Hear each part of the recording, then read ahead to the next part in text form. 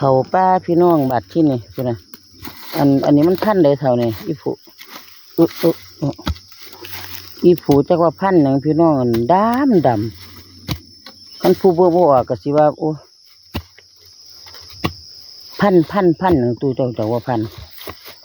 บ่รู้คือกันติกล้วยหมามันสิติดบ่สิติดบ่ติมันก็อยู่ใกล้ก้อนหินเจ้าก็ได้นะ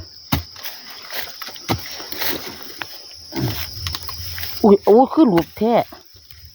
มันหลุบมันไปเอาได้บ่ล่ะตู้ก็เห็นต้นนี่ต้นเดียวเด้เนาะเห็นเนาะต้นพันนี่เห็นบ่หลายมาหาหน่อไม้เมื่อวานนี่ก็ได้ต้มอยู่พี่น้องหน่อไม้หน่อมีก็ได้ปลากระเจียวอันนี้มันกระเจียวหวานนี่พี่น้องกระเจียวหวานกับปลูกกระเจียวธรรมดากับปลูกนี่เท่าต้นนี้ปลูกนึงนี่เห็นบ่เนี่ยเอาบ่นี่ต้นนี่ต้นเอาบ่ต้นมันคนละพันกันนี่มันพันเดียวกันครับจี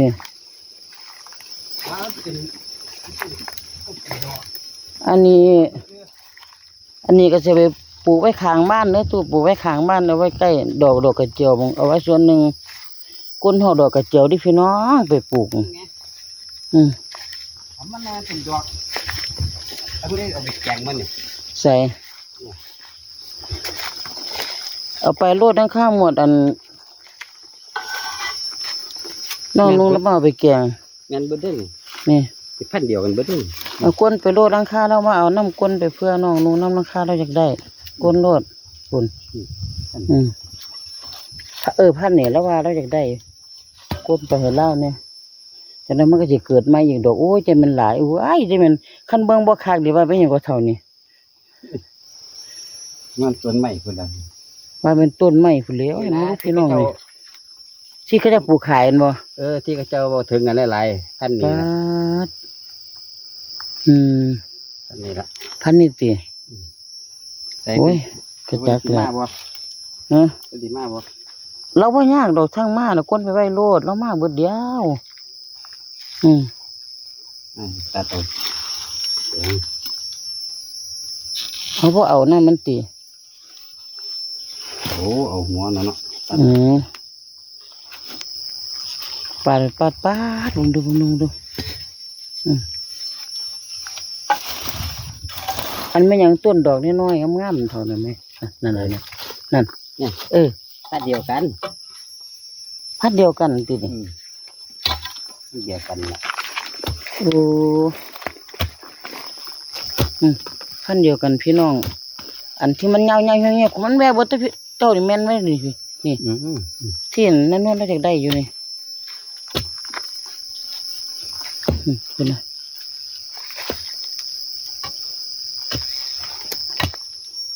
ก้นไปปลูกปานเพิ่น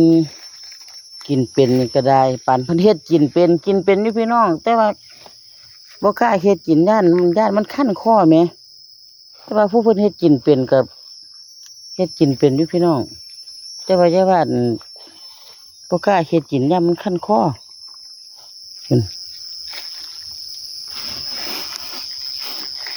พอดีเลิกเที่ยงแล้วก็สิ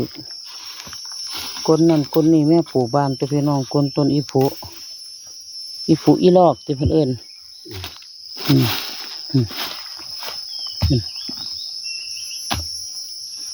อีสานเฮาฝนตกมาเบิดแนวกินเด้อพี่น้องอีสานนี่